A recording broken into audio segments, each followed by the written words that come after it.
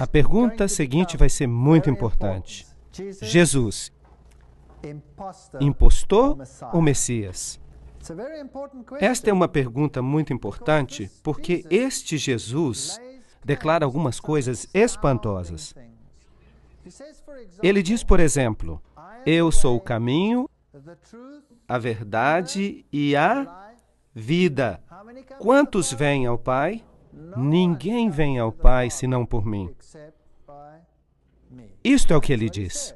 E hoje, este Jesus está sendo marginalizado. E os críticos, sobretudo o que se chama de novo movimento da reforma, estão esmiuçando a Bíblia. Estão arrancando o coração do lado messiânico da Bíblia.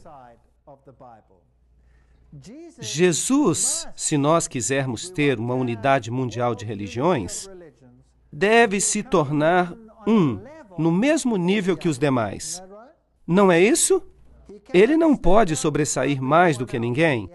Ele tem que ser rebaixado ao nível de todos os outros.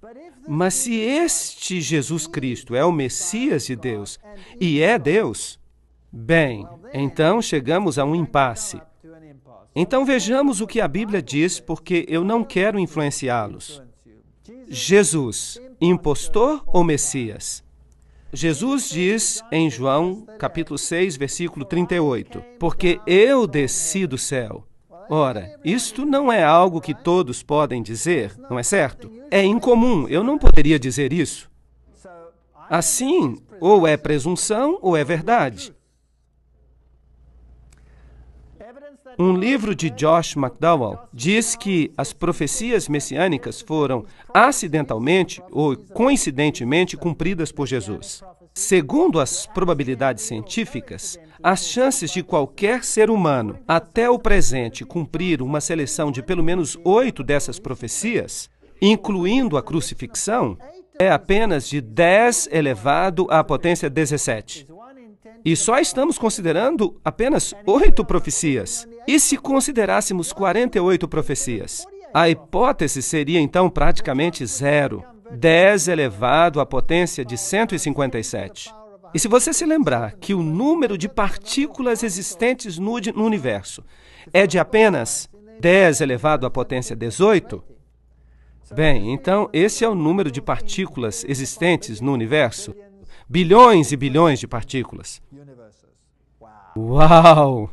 E se considerarmos todas as 61 profecias? Porque existem ainda mais profecias e cada uma delas é cumprida por Jesus Cristo. Números 24, 17 diz, uma estrela procederá de Jacó. Ele, Jesus, seria precedido por um mensageiro. Apenas vou mencionar algumas profecias, eu não quero focar todas elas, quero falar para vocês de uma profecia específica esta noite. Então vamos brevemente repassar algumas dessas profecias antigas. Vós que clama no deserto, preparai o caminho do Senhor e endireitai a vereda do nosso Deus no deserto.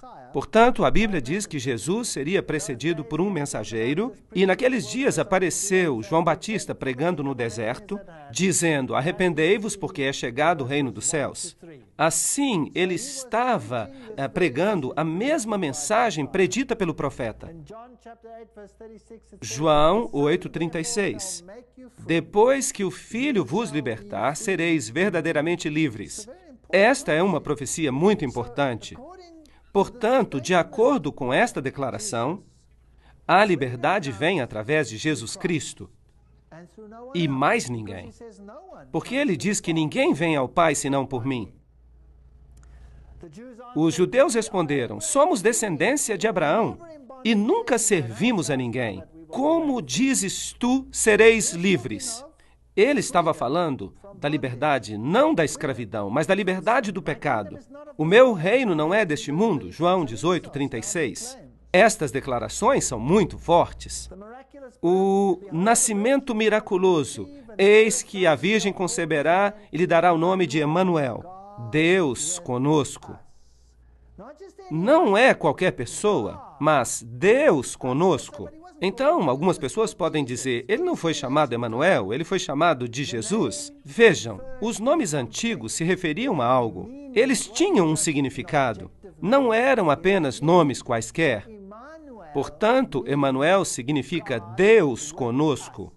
E Yoshua, que é transliterado para o grego como Jesus, significa Jeová Salvador, Deus o Salvador. E Jesus afirmou ser Deus, portanto, ele não pode ser comparado com ninguém, em nenhum sistema religioso. Isto é, Isaías 7,14. O anjo disse, em teu ventre conceberás e darás à luz um filho, e por-lhe-ás o nome Jesus, o que é exatamente a mesma coisa que Emanuel, Jeová o Salvador. O nome está aqui. Em outras palavras, Deus conosco. Lucas 1, 28 a 31. Em seguida, o Antigo Testamento se refere a Belém. Belém, de ti sairá o que há de governar Israel. Miqueias 5, 2. E esta Belém, em particular, Belém Efrata, que significa o pão da vida desceria dos céus em Belém. Claro, sabemos que isso se cumpriu. Jesus nasceu em Belém da Judéia no tempo de Herodes, e ele recebeu o nome de Yehoshua, Jeová o Salvador. Jesus disse, porque o Senhor me ungiu para pregar as boas novas aos mansos. Esta é uma profecia do Antigo Testamento também, a restaurar os contritos de coração e a proclamar a liberdade aos cativos, a abertura de prisão aos presos e a apregoar o ano aceitável do Senhor, o dia da vingança do nosso Deus e a consolar todos os tristes. Isaías 61, 1 e 2. Lucas 4, 18 e 19 nos diz que isso é exatamente o que Jesus declarou acerca de si mesmo. Fica claro que o Messias faria milagres e os olhos dos cegos seriam abertos e os ouvidos dos surdos seriam também abertos. Então, o homem coxo saltará como um servo e o mudo cantará. E no Novo Testamento, Mateus nos diz, Lucas nos diz que Jesus curava todos os tipos de doenças, ordenando que aos tristes de Sião se dê óleo em vez de cinzas, gozo em vez de tristeza, vestes de louvor em vez de espírito angustiado. Nos Salmos, lemos que o Messias falaria em parábolas. Em parábolas abrirei a minha boca. Tudo isso disse Jesus com suas palavras. Mateus nos diz isso. A Bíblia prediz a entrada triunfal. Isso está em Zacarias 9:9. Eis que o teu rei virá a ti, justo e salvo, pobre e montado em um jumento. Todas essas coisas são predições do Antigo Testamento. Até o meu amigo íntimo, em quem eu tanto confiava, levantou contra mim o seu calcanhar. Isso se cumpriu e lemos em Mateus que Judas Iscariotes fez precisamente isso. E que tal este texto de Zacarias? E pesaram o meu salário 30 moedas de prata. Até o preço que foi pago por essa traição estava definido no Antigo Testamento. Tomei então as 30 moedas de prata e as deitei no tesouro de Jeová. E foi exatamente o que fizeram. Compraram o campo do oleiro com o dinheiro da traição. E ele havia dito, se me derem esse dinheiro, eu o entregarei. E ele então levou ao templo as moedas de prata e se retirou. E que fizeram eles? Compraram o campo do oleiro. E há um pequeno detalhe. Ofereci as minhas costas aos que me feriam e a minha face aos que me arrancavam os cabelos. Isso foi precisamente o que Jesus passou. Inacreditável. Não escondi a minha face dos que me afrontavam e dos que me cuspiam. Ele passou pelos tribunais 7 vezes. 7 vezes e foi golpeado no rosto, diante de Caifás, depois Anás, diante do tribunal à noite, logo depois diante dos oficiais romanos.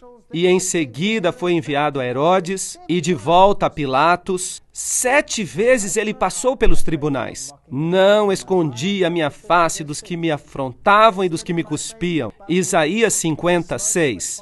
Então cuspiram no seu rosto e lhe deram socos, e outros o esbofeteavam. A Bíblia diz que o golpearam inúmeras vezes. Eles me odeiam sem causa. Salmo 69. Portanto, ele seria rejeitado. A Bíblia predisse isso. Odiaram-me sem causa. Ele foi oprimido e afligido, mas não abriu a sua boca. Como um cordeiro foi levado ao matador. Tudo está ali no Antigo Testamento. O Antigo Testamento dá testemunho de Jesus Cristo. E sendo acusado pelos príncipes dos sacerdotes e pelos anciãos, não respondeu nada. Assim como um cordeiro levado ao matadouro. Mateus 27:12. E balançaram as suas cabeças e disseram: olhem para este homem, de onde vem ele? Até a maneira como ele ia morrer. Salmo 22:16. Traspassaram-lhe os pés e as mãos, e o crucificaram, e foi contado com os transgressores. Isaías 53:12. Vocês sabiam que há cristãos, grupos de cristãos no mundo que negam essa profecia totalmente? Até negam que as profecias mencionadas aqui pertencem a Cristo, quando o próprio Novo Testamento refere essas profecias a Jesus. Eu fico assombrado só de pensar que há denominações protestantes que fazem isso. Me deram a beber vinagre. Salmo 69:21. Mateus 27:34. Crucificado com ladrões. Vocês sabem que foi assim que ocorreu. Olharão para mim a quem traspassaram, até mesmo a maneira com que seria crucificado. E ele levou sobre si o pecado de muitos e intercedeu pelos transgressores. Há várias profecias no Antigo Testamento acerca de Jesus. Lucas 23:34. Pai, perdoa-lhes, porque não sabem o que fazem. Cada pequeno aspecto acerca do Messias foi predito e é cumprido por Jesus Cristo. Repartem entre si as minhas vestes e lançam sortes sobre as minhas roupas. Antigo Testamento, Salmo 22:18. E poderíamos continuar seguindo aí por diante. Vocês sabiam que dividiram entre si as suas vestes, mas lançaram sortes sobre a peça branca. Por quê? Porque era inconsútil, de um só pedaço. E há uma tipologia nisso. A justiça de Cristo é inteira, perfeita. Ela é tão perfeita que não pode ser dividida. Por isso, lançaram sortes sobre a veste. Há uma linda tipologia aqui em João capítulo 19.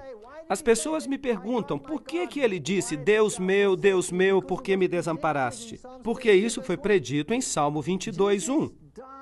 Ele morreu a morte da superação total. Por você e por mim. Trespassaram-me as mãos e os pés. Até este detalhe encontramos predito. Salmo 31:5. As últimas palavras que ele diria: nas tuas mãos entrego o meu espírito. Pai, nas tuas mãos entrego o meu espírito. Tudo está ali no Antigo Testamento.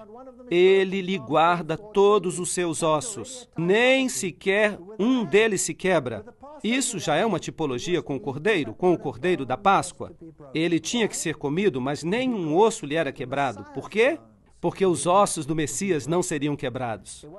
Era o dia da preparação e os judeus estavam com medo que ele descesse da cruz e escapasse. E não queriam ter que persegui-lo no dia de sábado, porque eles tinham muitas regras a respeito disso escritas no Talmud. Assim deram ordem para que quebrassem as suas pernas.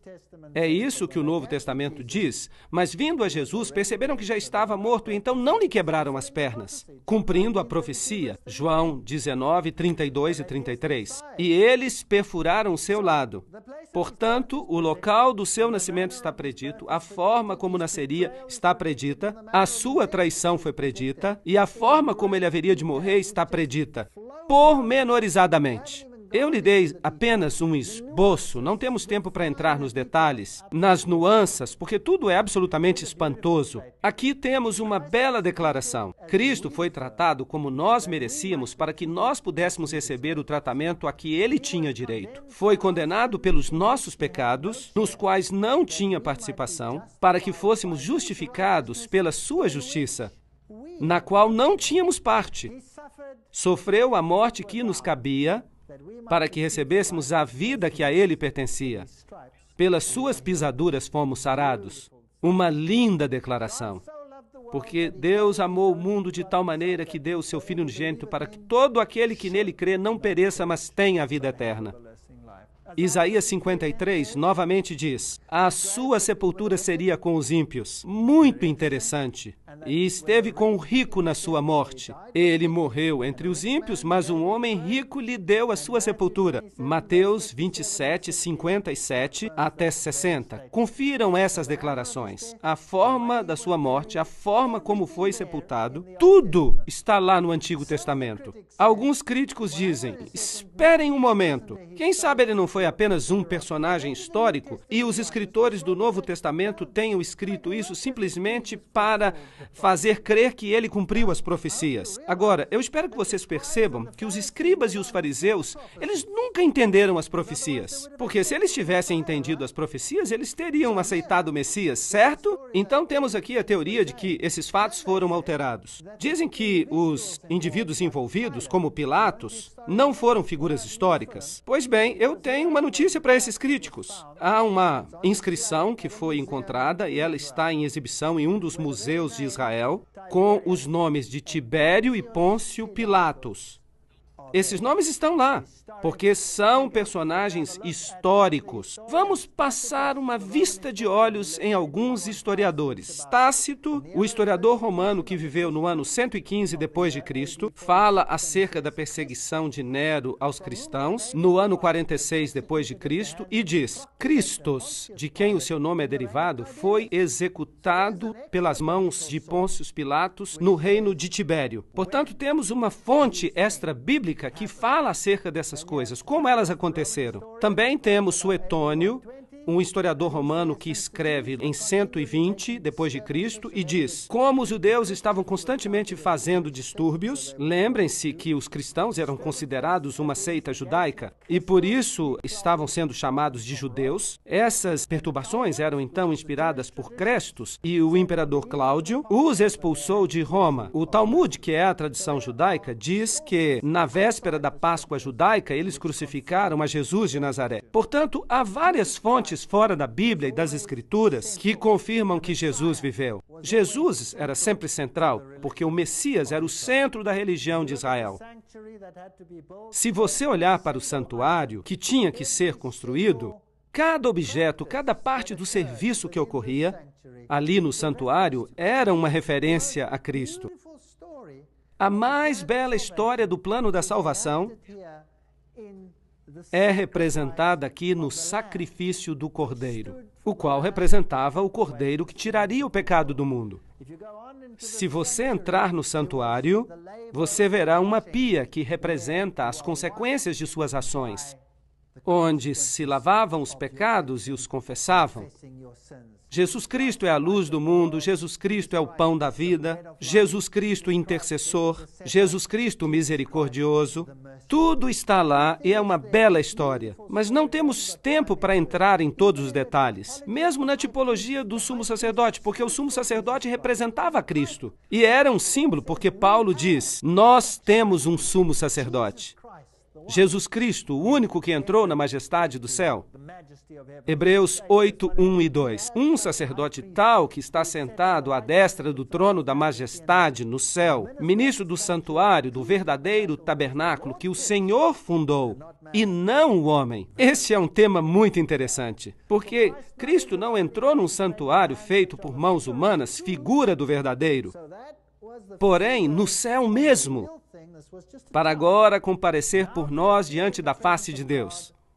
Ele entrou no próprio céu. Hebreus 9, 24. Todo o Novo Testamento é uma tipologia das próprias ações de Jesus. Portanto, agora temos um problema. O mundo espera hoje que todos se reconheçam como estando no mesmo nível, sendo iguais.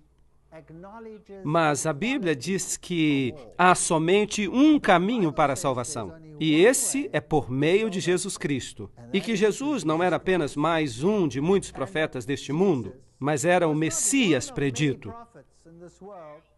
Deus, aquele que viria do céu, para pagar o preço do pecado para a sua e para a minha salvação. E temos que ter uma opinião definida sobre esse assunto. Há uma profecia fantástica em Daniel que coloca este assunto para além de qualquer sombra de dúvida. Tanto assim que ela se tornou um pesadelo para aqueles que querem rejeitar a Jesus como Messias. Em Daniel, capítulo 8, temos também um trajeto ao longo da história, como fizemos no capítulo 2 de Daniel, no qual estudamos a cabeça e os braços de prata, e o bronze e o ferro. Mas aqui toda a história se repete, representada por animais. E você tem aqui um carneiro específico com 2 chifres, um maior do que o outro, e a Bíblia nos diz quem é. Não temos que adivinhar. E é uma referência aos medos e persas. E depois de falar desses 2 chifres, nos diz que um bode apareceu com um chifre notável entre os olhos. E, novamente, não temos que adivinhar.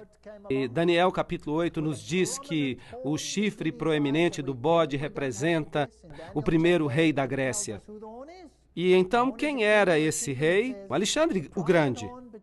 Não temos que adivinhar nada. A Bíblia nos diz precisamente o que cada símbolo representa. A Bíblia também diz que ele se aproximou do carneiro e atacou o carneiro e lhe quebrou os 2 chifres. A Medopérsia foi conquistada, portanto, o bode chega voando, colocando sobre o outro toda a sua força e lhe quebra os chifres. E Daniel 8:8 diz que o bode se engrandeceu sobremaneira, mas estando no apogeu do seu poder, aquele chifre lhe foi quebrado. Portanto, Alexandre o Grande também chegaria a seu fim. E no seu lugar, 4 notáveis chifres cresceriam para os ventos do céu. E nós sabemos que a Grécia acabou dividida em 4 regiões. É muito interessante. Havia 2 generais lutando pelo império, mas depois de todas essas batalhas, restaram então 4 regiões. E daí saiu um chifre que cresceu muito para o Oriente, para o Sul e para a Terra Formosa. E ele se engrandeceu a ponto de enfrentar o exército do céu. E ele lançou por terra alguns do exército de Deus, algumas estrelas, e os pisou. E ele se engrandeceu contra o grande príncipe do exército. E por isso foi tirado o sacrifício contínuo. A palavra sacrifício está escrita em letras cursivas, significando que ela não está presente no texto original. Na versão King James, em inglês, quando se escreve uma palavra em letras cursivas, significa que essa palavra não está no original. Portanto, podemos dizer que por ele o contínuo foi tirado, e o lugar do seu santuário foi lançado por terra. Agora, todo este santuário representava o Messias, e Roma foi quem crucificou o Messias. Vamos falar deste assunto com mais detalhes depois, mais adiante. Depois foi ouvido que um santo falava. Daniel estava, portanto, em visão, e ouviu um anjo falando com o outro. E disse àquele santo, aquele outro santo que falava, até quando durará a visão do sacrifício contínuo? A palavra sacrifício está acrescentada. A palavra contínuo é tamid em hebraico. Tamid era o fogo que estava sempre queimando. Quando os judeus viam este fogo que estava sempre queimando, eles sabiam que um sacrifício estava sendo feito em seu favor. Poderemos voltar a este tema mais tarde, em outra palestra. E da transgressão assoladora para que sejam entregues o santuário e o exército, a fim de serem pisados. E ele disse, e agora nós temos um tempo profético, até 2.300 tardes e manhãs, e o santuário será purificado. Daniel 8, 13 e 14. Temos um tempo profético. Agora, não vamos lidar com esta profecia hoje. Estes 2.300 dias proféticos nós vamos explicar em uma outra palestra, em detalhe. Por isso eu não quero falar sobre isso agora em detalhes, mas precisamos ver que Daniel está se referindo aqui a um tempo profético definido. E eu quero ver apenas uma parte desse tempo profético, Daniel 8, 23 a 26. No fim do seu reinado, quando acabarem os prevaricadores, se levantará um rei feroz de semblante e será entendido em questões obscuras e se levantará contra o príncipe dos príncipes, mas sem mãos será quebrado. Ali, novamente, temos uma frase, sem mão. É incrível a profecia. Nós vamos explicar essa frase mais à frente e nós veremos quem vai estar no comando quando Jesus voltar. A visão da tarde e manhã é verdadeira, tu, porém, sela a visão, porque se refere a dias muito distantes. Isto é, se refere ao futuro. E ele disse, até 2.300 tardes e manhãs e o santuário será purificado. Aqui está uma visão que foi dada a Daniel e ele não a entende. Ele não entende nada, mas dizem a ele, não se preocupe, você não precisa entender isso agora, isso será revelado num futuro distante. E nós também não vamos tratar deste assunto nesta conferência, vamos tratar sobre isso mais tarde em outra palestra. E ele então está pensando sobre esta visão, ele não entende, ele está ali em pé, Daniel 8:17, e ele veio até onde eu estava, e vendo, eu me amedrontei e caí com o rosto em terra. Daniel está em visão, e ele tem uma perspectiva desse ser celestial, e ele cai sobre o próprio rosto. Entende, filho do homem, porque esta visão será para o tempo do fim. Portanto, a visão diz respeito ao futuro, diz respeito ao tempo do fim. E há vários aspectos que preocupam a Daniel. E em seguida, em Daniel capítulo 9, do versículo 20 em diante, temos a explicação para uma parte da visão. Portanto, estando eu ainda falando na oração, o anjo veio voando rapidamente e falou comigo, dizendo, Daniel, e este é o anjo Gabriel, agora saí para dar-te sabedoria e entendimento. Agora o anjo vai explicar alguma coisa. Assim, nós queremos saber do que se trata. Ouçamos, 70 semanas estão determinadas sobre o teu povo e sobre a tua santa cidade. Quantos dias há na semana? 7. Então, 70 semanas seriam 70 vezes 7. Com esta multiplicação, chegaremos aos dias. Portanto, 70 semanas estão determinadas. E esse povo, eles são os judeus. E a tua santa cidade? Que cidade é essa? Jerusalém. Para cessar a transgressão e para dar fim aos pecados e para expiar a iniquidade e trazer a justiça eterna e selar a visão e a profecia para ungir o Santíssimo. Daniel 9:24. Uma visão tremenda, uma profecia tremenda. Portanto, as 70 semanas estão determinadas, literalmente se diz cortadas, para, neste período de tempo indicado, todas essas coisas se cumprirem. Fim dos pecados, reconciliação pelas iniquidades, trazer a justiça eterna. Agora, quem é que faz isso tudo? Quem traz a justiça eterna? Quem pode trazer o fim do pecado? Somente Jesus.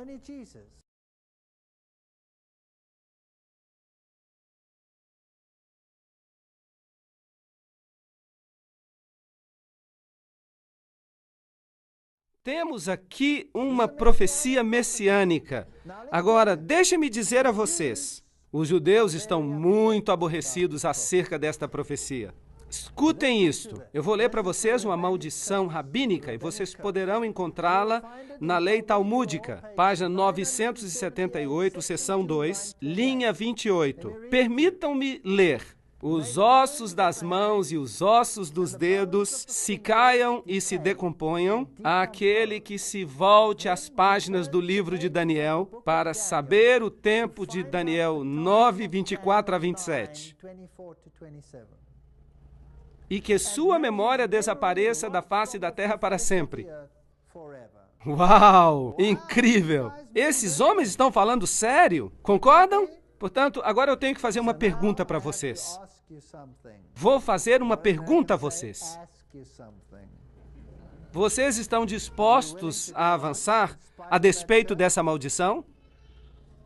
Porque se vocês forem calcular comigo o período de tempo descrito em Daniel, capítulo 9, 24 a 27, então essa maldição, teoricamente, poderá cair sobre vocês. Mas eu quero falar algo para vocês. Eu sirvo a alguém que é maior do que esta maldição e eu não tenho medo desta maldição. Eu sei por que eles têm esta maldição. Eles têm essa maldição porque se ela não estivesse aí, alguém poderia calcular o período de tempo e descobrir a quem realmente devem seguir. Vamos ler. Cortado, determinado, separado de 70 semanas cortadas da maior profecia para os judeus. 70 semanas são para os judeus. Agora vamos passar os olhos em profecia, um dia vale um ano. Uma semana são, portanto, 7 dias. Então, no princípio, dia-ano significa que a semana inteira vale 7 anos. Agora, eu posso dizer isso para você simplesmente de mim mesmo? Não. Isso seria uma arrogância. Por isso, vamos procurar um apoio bíblico. Ezequiel, capítulo 4, versículo 6. Um dia te dei por cada ano. Ele está falando em sentido profético. Números, capítulo 14, verso 34. Segundo o número dos dias em que espiastes essa terra, 40 dias, cada dia representa um ano. Portanto, vamos testar agora esse conceito. Temos o princípio dia-ano.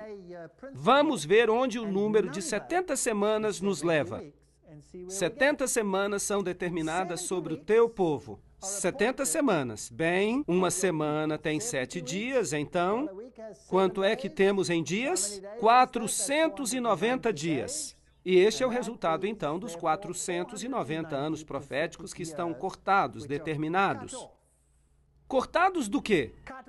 Obviamente, dos 2.300 dias proféticos, dos quais falava Daniel. E isso, então, nos leva a 2.300 anos proféticos. 490 anos são separados para os judeus. Isso é o que significa. Bem, vamos analisar, então, um pouco mais longe. Bem, então, o santuário seria purificado no final desse período. Bem, mas agora eu vou tratar apenas desta parte da profecia, apenas das 70 semanas, para descobrirmos de que falava. Então precisamos saber quando começa esta profecia, certo? Assim, quando começam esses 2.300 anos? Então, a partir de que período começamos a contar estas semanas?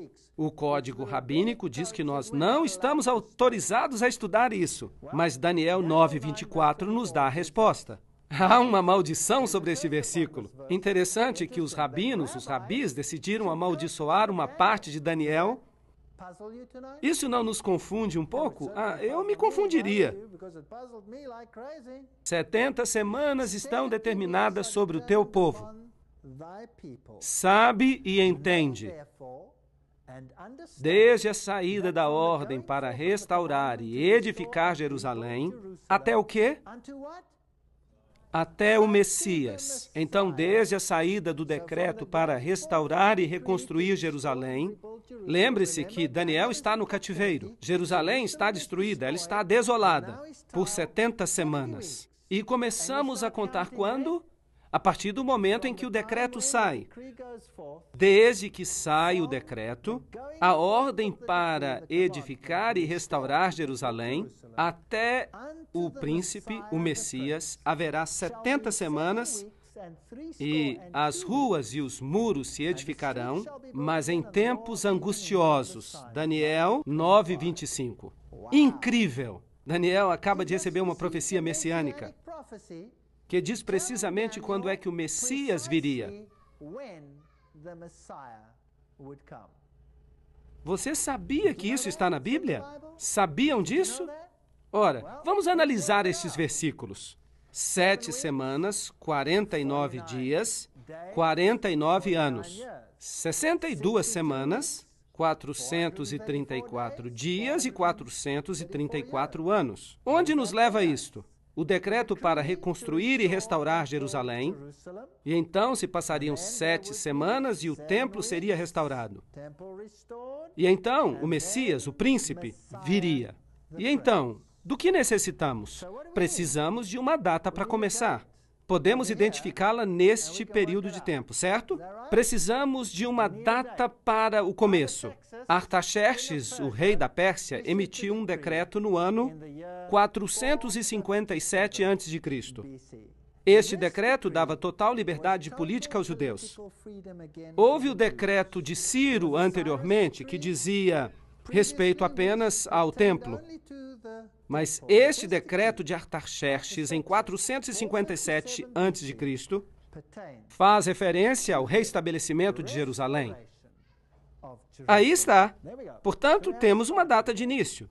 Então, 457 mais 483, que são os 49 somados a 434, isso nos remete ao ano 27 depois de Cristo. Agora, o que aconteceu, então, no ano 27 depois de Cristo? 69 semanas, 483, um dia por um ano, você se lembra? Então, vejamos este decreto. Esdras 7, 12 e 13. Artaxerxes, rei dos reis, ao sacerdote Esdras, escriba da lei do Deus dos céus, por mim se decreta que no meu reino, todo aquele que pertence ao povo de Israel, que quiser ir contigo a Jerusalém, vá.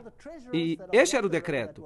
Por mim, Artaxerxes, rei dos persas, se decreta que todos os oleiros que estão além do rio, tudo aquilo que pedir o sacerdote Esdras, escriba da lei do Deus dos céus, prontamente se faça. E, além disso, uma inscrição arqueológica foi encontrada que confirma a data de 457 a.C., que está escrita em pedra. 457, 490 anos, o final da profecia são 2.300 anos. Sabe e entende que desde a saída da ordem para edificar Jerusalém até o Messias, o príncipe, haverá 7 semanas e 62 semanas. Agora, 7 acrescidos de 62, quanto é que é?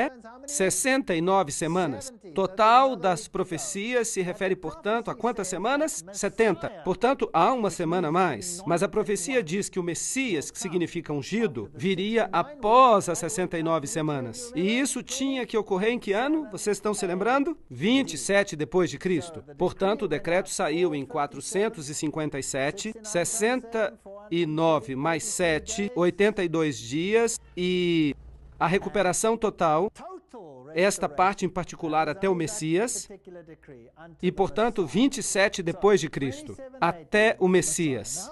Agora, quantos anos tinha Jesus quando ele começou o seu ministério messiânico? Ele tinha 30 anos. Então, por que 27 depois de Cristo? Então, temos um problema, porque 30 e 27 não são compatíveis. Agora, você pode ir a uma enciclopédia, mesmo uma enciclopédia infantil, e você vai perceber que o início da nossa era foi deslocado. Que, de fato, o começo da nossa era aconteceu uns 4 anos antes de Cristo. Porque, como não se conta o ano zero, o que Cristo tinha realmente eram 30 anos no ano 27, por causa destes cálculos. A palavra Messias significa ungido, e Jesus foi ungido, isso aconteceu no mesmo momento do seu batismo.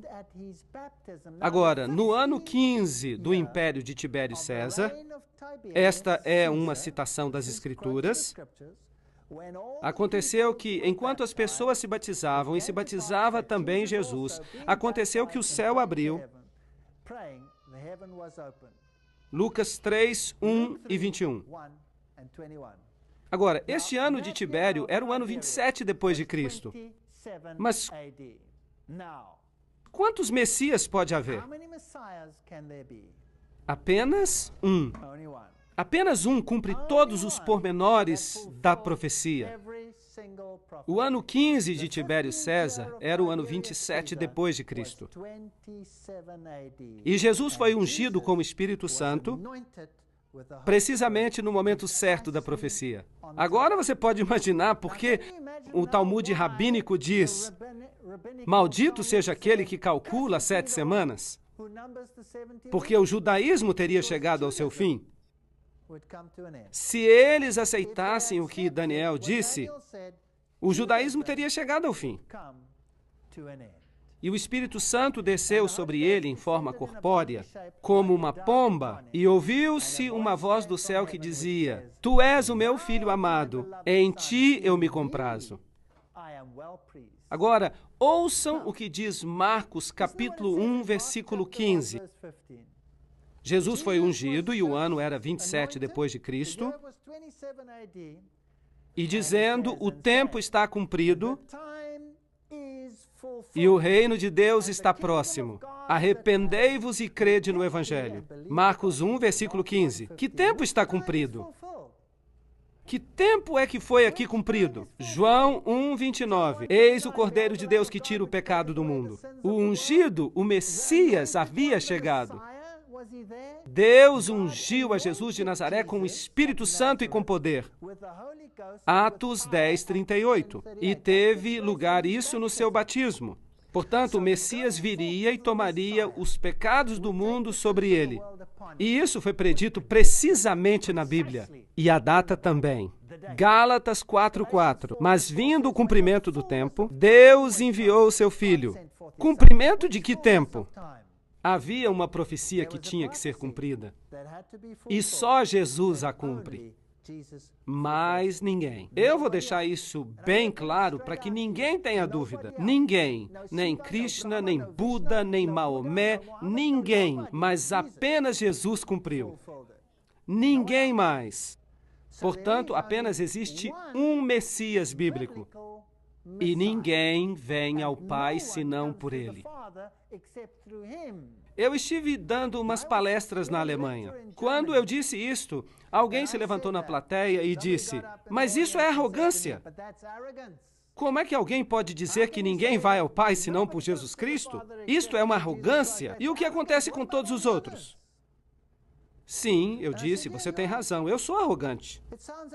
Quando eu digo que ninguém pode chegar até o Pai, exceto por esta pessoa específica.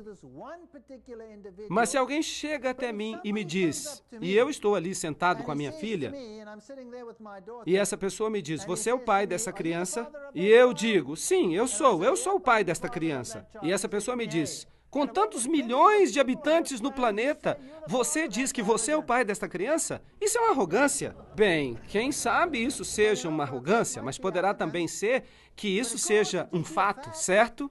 Embora a minha irmã diga que a paternidade é apenas uma opinião, enquanto que a maternidade é um fato, talvez nós pudéssemos discutir este assunto, mas o fato é que, o ponto da questão que eu estou fazendo é que se Jesus é o Messias, e se Jesus é Emanuel, e se Jesus é o Yoshua, Jeová, o Salvador, Jesus, então ninguém mais cumpre, certo ou errado?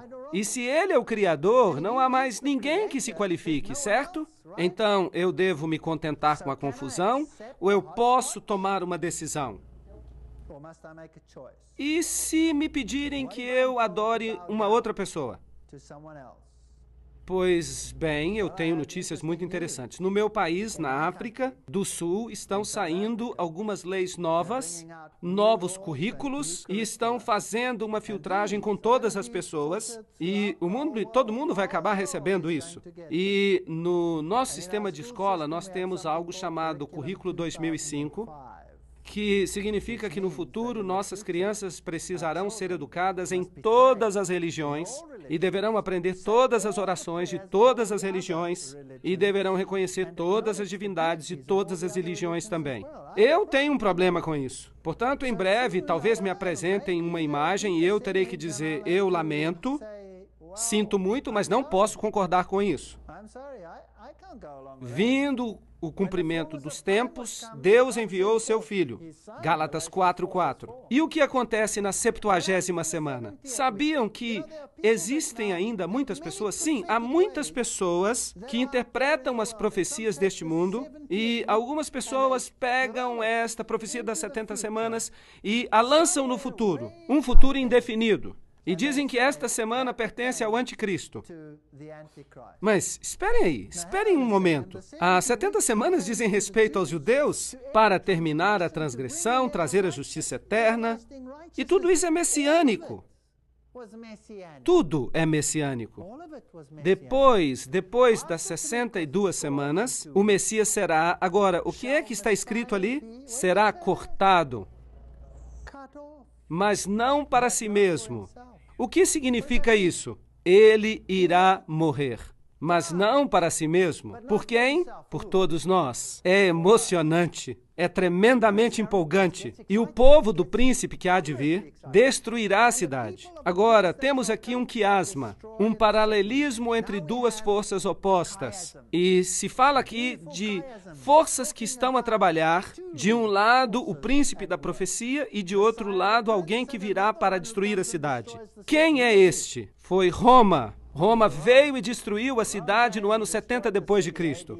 Portanto, será cortado o Messias, mas não para si mesmo, e o povo do príncipe que virá destruirá a cidade e o santuário, e o seu fim será com uma inundação. Até o fim da guerra, a desolação está determinada. Daniel 9, versículo 26.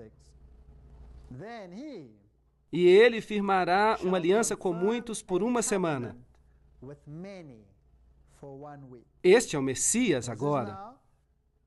O outro governante, o Messias, e é assim que funciona essa forma de paralelismo quiásmico. Então, o Messias confirmará um pacto com muitos durante uma semana. Mas agora, por favor, notem isto. Na metade da semana fará cessar o sacrifício e a adoração. Uau! Como é que Jesus, o Messias, pôs fim ao sistema de sacrifícios? Ele se tornou o sacrifício. Ele se tornou o sacrifício, portanto, temos agora a 70ª semana. Amigos, por favor, pensem acerca disso. A 70ª semana ainda pertence ao Messias. Não pode ser atirada para o futuro, porque no meio dessa semana, a propósito, a metade de 7, quanto é que dá? 3,5. E por quanto tempo esteve Jesus ativo após a sua unção?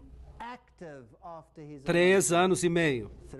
E no meio dessa semana, ele foi cortado, mas não por você ou por mim. Ele trouxe o fim ao sistema dos sacrifícios, porque ele se tornou o Cordeiro de Deus que tira o pecado do mundo. Não está certo? Portanto, apenas ele pode cumprir essa parte da profecia. Portanto, posso atirá-la para o futuro ou ela tem que dizer a respeito de Cristo? Pertence ao tempo de Cristo. Ele trará o fim do sacrifício e da oferta. Ele é a oferta. Há uma semana profética, ou 7 anos literais, que sobram na nossa profecia. Qual é a metade de 7? 3,5. 3 anos e meio. Desde o outono do ano 27 depois de Cristo até a primavera de 31 depois de Cristo. Portanto, temos o ano 27 mais 3 anos e meio. E o sistema de sacrifício dos judeus simbolizado pelo templo chega ao fim. O Messias seria cortado, mas não por si mesmo. É fenomenal. Esta antiga profecia aponta para Jesus e para mais ninguém. Apesar do desagrado de muitos líderes religiosos nos dias de hoje, na 70ª semana, 31 depois de Cristo, Jesus morreu, mas há ainda 3 anos e meio que sobram. 70 semanas estão determinadas para os judeus. O que aconteceu no ano 34 depois de Cristo? Eu vou lhes contar algo. Jesus disse aos judeus e aos discípulos: vão primeiro aos filhos perdidos de quê? De Israel. Ide primeiro às ovelhas perdidas de Israel. Ele não as rejeitou, nem mesmo na sua morte. Ele disse: ide primeiro às ovelhas perdidas de Israel. E eles trabalharam primeiro entre os judeus. Mas aconteceu em 34 depois de Cristo algo. Apedrejaram a Estevão. Apedrejaram a Estevão e os cristãos fugiram da perseguição. Quem foi enviado atrás deles? Lembram-se? Paulo. E Paulo recebeu uma visão e ele se tornou apóstolo de quem? Dos gentios. Pedro percebeu e através de uma visão de um lençol que descia com coisas impuras e que estava sendo enviado a Cornélio, um gentio, e ele vai a Cornélio e lhe diz que Deus lhe havia mostrado em visão que ele não deveria chamar a nenhum homem de impuro. Sabem o que ele diz? É ilegal para um judeu associar-se com um gentio, mas Deus me mostrou em visão que eu posso me aproximar de você. Portanto, no ano 34 depois de Cristo, Estevão é apedrejado. A missão de que o evangelho deveria ser levado através dos judeus, pelos judeus, chega ao fim, e os gentios agora prosseguem com a mensagem. Eles pregam o Cristo ressuscitado. Não é interessante? E qualquer judeu que queira ser exortado a viver pode ser recrutado, enxertado, mas tem que reconhecer que Jesus Cristo é o seu Salvador pessoal. E, portanto, precisa tornar-se cristão. E se você está em Cristo, então você é parte da semente de Abraão. É assim que funciona. Cristo foi crucificado exatamente na hora certa, de acordo com a profecia, exatamente no momento em que a profecia disse que aconteceria. E no meio da semana, foi crucificado, mas ainda a misericórdia perdurou até que eles a rejeitaram totalmente. Não só rejeitaram a Cristo, mas também os seus seguidores. De acordo com a profecia de Daniel, o pacto de Deus com os judeus terminaria no ano 34 depois de Cristo. E daqui por diante teriam que ser enxertados à videira. Eles pregaram e foram rejeitados. Aqui na porta das ovelhas é por onde o trouxeram, onde o crucificaram. Queriam que ele viesse como Rei dos Reis e que destruísse os romanos, mas ele destruiu os seus pecados.